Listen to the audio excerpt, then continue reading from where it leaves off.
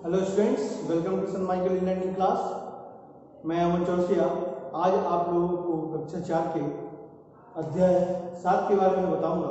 ठीक है, तो सबसे पहले हम देखते हैं कि ये जो चैप्टर है, ये जो पार्ट है, उसका शीर्षक क्या है। तो इसका शीर्षक हमारा है काली पड़ी, और इसके लेखक कौन है? इनके लेखक रविंद्रनाथ टैगोर है। ठीक है, तो सबसे पहले हम इस अध्याय को शुरू करने से पहले कुछ बातें रविंद्रनाथ टैगोर के बारे में जानेंगे कि उनका जन्म कहाँ हुआ। ठीक है, और वो कैसे कवि थे या कैसे लेखक थे, इसके बारे में बात करेंगे। फिर उसके बाद हम लोग इस पाठ की भूमिका को जानेंगे। इस पाठ की भूमिका क्या है, किस बारे में या किस बात पर जोर दिया गया है लेखक के द्वारा। ठीक है, और बाद में अंत में हम लोग इस पाठ से मिले अपने क्या देखेंगे, दैनिक मूल्य को देखेंगे, जीवन मूल्य को देखेंगे। तो सबसे पहले रविंद्रनाथ टैगोर का जन्म सन 1861 ईस्वी में पश्चिम बंगाल में कोलकाता में हुआ था। मूलतः वे बंगला साहित्य के कवि, नाटककार एवं कहानीकार थे। राष्ट्रीय गान जन गण मन की रचना टैगोर ने की थी। उनकी प्रमुख कृतियां गीतांजलि, बालिका, राजा, गोरा आदि हैं। गीतांजलि के लिए उन्हें सन 1913 ईस्वी में नोबेल पुरस्कार प्रदान किया गया। ठीक है, तो ये हमारा क्या हो गया रविंद्रनाथ टैगोर के बारे में। अब इसमें से कुछ मुख्य चीजें जो हमें लगी वो मैं यहाँ कुछ लिखता हूँ। जैसे इनका जन्म कब हुआ, तो जन्म हुआ 1861 में। जो आपको कुछ मूलतः चीजें हैं जो आपको याद रखनी होगी। इनका जन्म हुआ 1861 में। इन्हें नोबेल पुरस्कार कब मिला?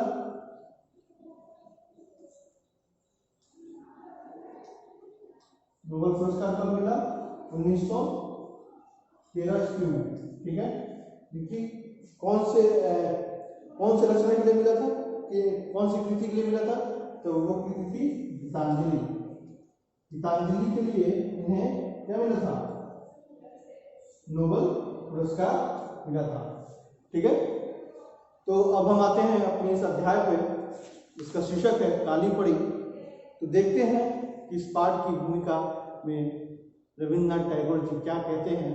इस पाठ में वो क्या कहना चाहते हैं, इसकी भूमिका क्या है, उस पर हम लोग थोड़ी सी नजर डालते हैं।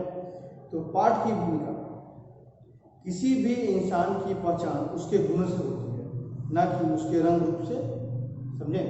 तो जैसे कि कोई भी इस इंसान की हमें जानकारी प्राप्त करनी हो या फिर उसे क्या पहचान करना हो, तो हम उसके गुण से करते हैं, उसके रंग रूप काले गोरे से नहीं करते हैं, क्योंकि गुण ही है जिससे लोगों की पहचान हो पाती है। जैसे मैं आज आपको पढ़ा रहा हूँ, ठीक है, तो ये मेरा गुण है जिसके कारण आप पहचान पा रहे कि ये शिक्षक है।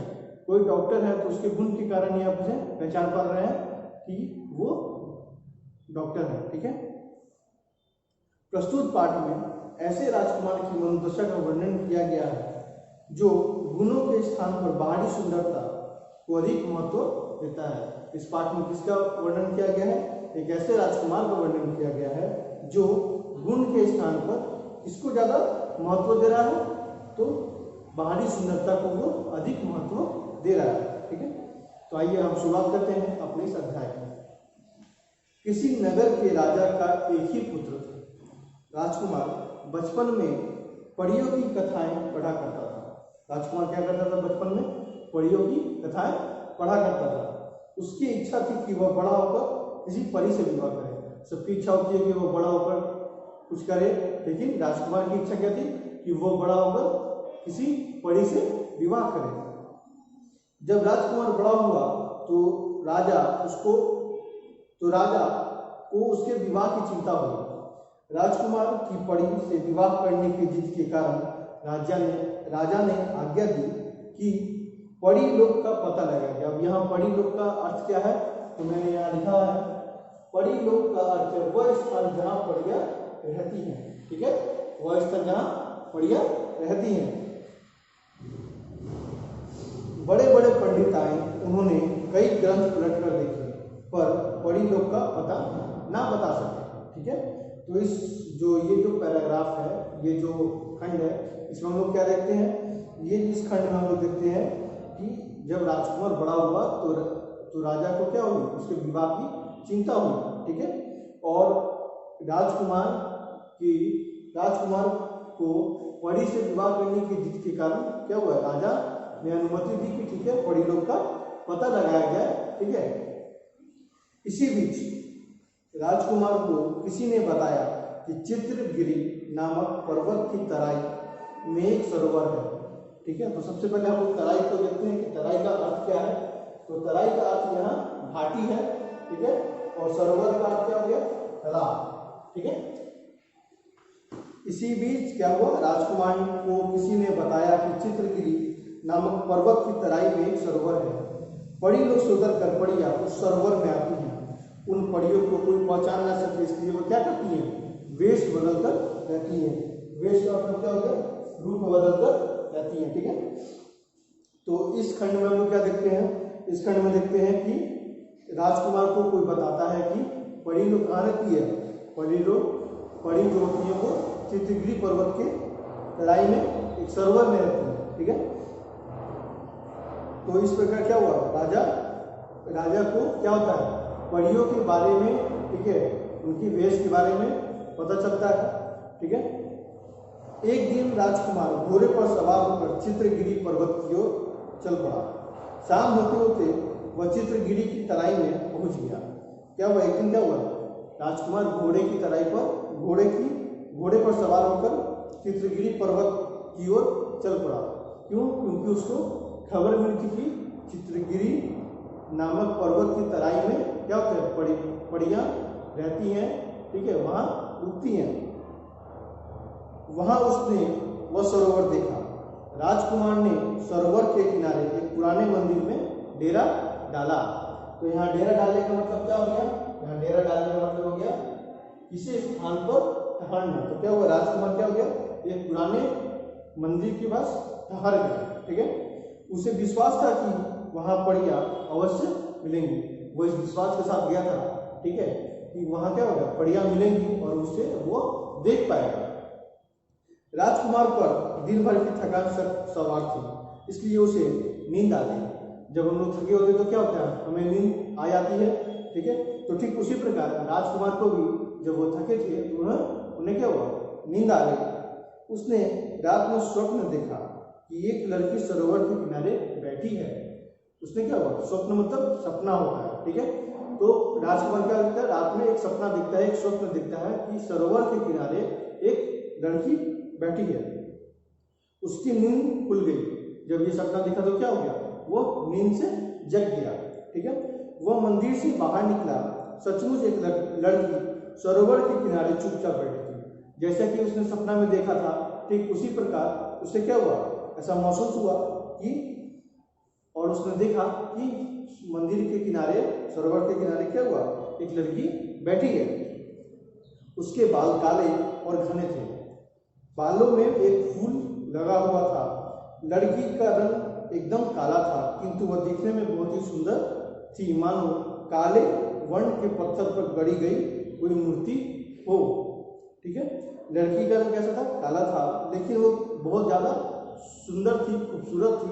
ठीक है, जैसे लग रहा था कि वर्ण के पत्थर पर गढ़ी गई कोई सुंदर मूर्ति हो।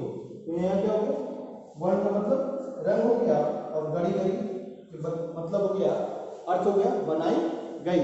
ठीक है, राजकुमार ने लड़की के समीप जाकर उससे पूछा, तुम कौन हो। जैसे हम लोगों को किसी से बात करना होता है तो हम लोग क्या कहते हैं, आप कौन हैं। तो उसी तरह राजकुमार ने उस लड़की के समीप जाकर ये पूछा, पास जाकर पूछा। समीप का मतलब क्या होता है, यहाँ पास होता है।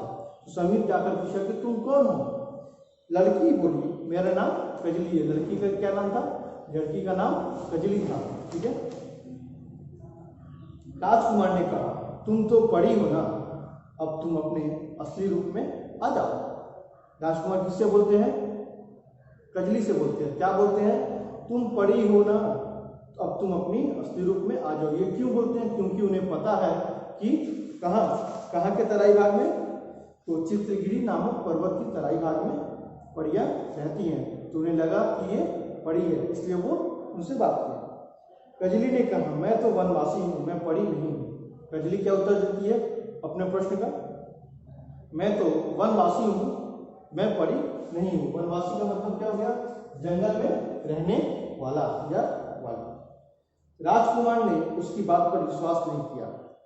उसने समझ लिया कि यही परी है। राजकुमार क्या हुआ? उसके बात पर विश्वास नहीं किए और समझ गए कि ये परी ही है। ठीक है। वह कजली को घोड़े पर बैठाकर अपने साथ महल ले आया। राजकुमार कजली को घोड़े पर बैठाकर कहाँ ले गया? महल ले गया। राजा और रानी ने कजली को देखा तो अपना सिर पीट लिया। राजा और रानी को कुछ और अधिक की आकांक्षा थी, ठीक है, लेकिन जब उन्होंने देखा कि राजकुमार एक लड़की को उठा लाया है, ठीक है, तो क्या हुआ? अपना सिर पीट लिया। राजकुमार ने उन्हें बताया, यह परी है, अपने असली वेश में नहीं है, यह तो वेश बदलकर यहाँ आई है। राजकुमार क्या बोलते हैं अपने माता पिता से, ठीक है, यानी राजा रानी से? ये बोलते हैं कि ये एक परी है जो कि वेश बदलकर यहाँ आई है, ठीक है, अभी वो क्या है? अपने असली वेश में नहीं है। यह सब इस बात को सुनकर क्या हो गए? राजा सब कोई चुप हो गए। मतलब यहाँ दिया हुआ है, राजकुमार की ये बात सुनकर क्या हो गया? सब चुप हो गए। राजा ने कजली का विवाह राजकुमार से कर दिया। राजा ने क्या किया? अंत में राजा ने कजली का विवाह राजकुमार से कर दिया। कजली की सुंदरता और स्वभाव पर घर वालों का ध्यान नहीं जाता था। वो इतनी सुंदर थी कि उसके स्वभाव और उसके गुणों का ध्यान नहीं जाता था, सब उसका ही रंग देखते थे। राजकुमार भी नित रात में उठकर देखता कि वह अपने असली वेश में आई है या नहीं। राजकुमार क्या करता था? राजकुमार नित मतलब हो गया यहाँ हमारा रोज उठकर रात में देखता था कि वो अपने असली वेश में है या नहीं है, ठीक है। एक दिन राजकुमार का धीरज टूट गया। यहाँ धीरज का मतलब क्या होता है? एक दिन राजकुमार का सब टूट गया। उसने क्रोध में कहा, कजली, आज मुझे तुम अपना असली रूप दिखाओ। राजकुमार ने कजली से क्या कहा? राजकुमार ने कजली से कहा, आज तुम मुझे अपना असली रूप दिखाओ। आखिर कब तक तुम ठगती रहोगे? राजकुमार को क्या लग रहा था कि कजली उसे ठग रही है, ठीक है, इसलिए उन्होंने ऐसा कहा। कजली हंस पड़ी। उसने कहा, अभी नहीं, कार्तिक माह की पूर्णिमा को देख लेना। कजली ने अपने प्रश्न का क्या उत्तर दिया? कजली ने अपने प्रश्न का उत्तर दिया कि अभी नहीं, कार्तिक माह की पूर्णिमा को यह देख लेना कि क्या होने वाला है। यह बात सब जगह फैल गई। कार्तिक की पूर्णिमा को परी अपना असली रूप दिखाएगी। यह जो बात थी वो क्या हो गई? राजा के सभी साम्राज्य में फैल गई, या राजा के लोगों तक ये बात पहुंच गई कि जो राजकुमार की जो पत्नी है कजली, वो अपना जो परी है वो क्या करेगी? कार्तिक की पूर्णिमा को अपना रंग दिखाएगी, अपना परी बनकर वो सबके सामने समक्ष प्रस्तुत होगी, ठीक है। कार्तिक माह की पूर्णिमा को नगरवासी राजमहल के बाहर जमा हो गए थे। नगरवासी का मतलब क्या हो गया? उन्होंने नगर में रहने वाले, ठीक है। तो कार्तिक माह की पूर्णिमा को नगरवासी राजमहल के बाहर जमा हो गए थे। सब इंतजार कर रहे थे कि परी आज अपने असली रूप में प्रकट होगी। जब काफी देर हो गई तो राजकुमार महल के अंदर गया। जब काफी देर हो गई तो क्या हुआ? राजकुमार महल के अंदर गया। उसने कजली को यहाँ वहां सब जगह ढूंढा, पर उसका कहीं पता नहीं चला, या पता ही नहीं था। राजकुमार क्या हो गए? राजकुमार जो है, जब कजली को असली रूप में प्रकट होना था तो उसमें काफी देर हो गई। तो राजकुमार क्या किए? उसे सब जगह यहाँ वहां सब जगह ढूंढे, पर कजली का कहीं पता ही नहीं था। क्यों नहीं पता था? तो आगे देखते हैं। राजकुमार को यह याद आया कि परीया अपना परिचय इसी तरह देती है। राजकुमार को अचानक से क्या याद आया? राजकुमार को यह याद आया कि परीया अपना परिचय इसी प्रकार देती हैं और फिर सदा के लिए चली जाती है। और फिर क्या होता है? सदा के लिए परीया चली जाती हैं। फिर वे कभी हाथ नहीं आते, वे फिर हाथ नहीं आते। जो एक बार सामान चला जाता है, जो एक बार कोई चला जाता है तो फिर दोबारा आता है, नहीं आता। तो इस प्रकार रविन्द्रनाथ टैगोर जी ये कहते हैं, ठीक है, इस अध्याय के समक्ष, ठीक है, हमें कुछ निहित जीवन मूल्य के बारे में पता चलता है। वो कौन कौन सा जीवन मूल्य है? तो वो निहित जीवन मूल्य क्या है? पहला, सपनों को साकार करने की कोशिश। पहला क्या जीवन मूल्य मिला हमें? पहला जीवन मूल्य मिला कि हमें अपने सपनों के साकार करने की कोशिश करनी चाहिए, ठीक है। दूसरा क्या है? हमें अपने अंदर धैर्य की भावना को जागृत करना चाहिए, या फिर हमें किसी भी कार्य करने के लिए धैर्य रखना चाहिए, ताकि हम उस कार्य को आसानी से, सुचारू रूप से और अच्छे ढंग से कर पाए। और तीसरा है मानवीय गुणों का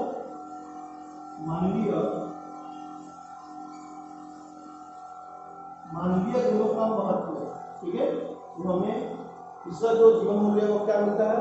तीसरा जो जीवन मूल्य वो मिलता है मानवीय गुणों का महत्व, मतलब मानव के गुणों का महत्व देना चाहिए, उसके रंग रूप और वेशभूषा पर नहीं जाना चाहिए।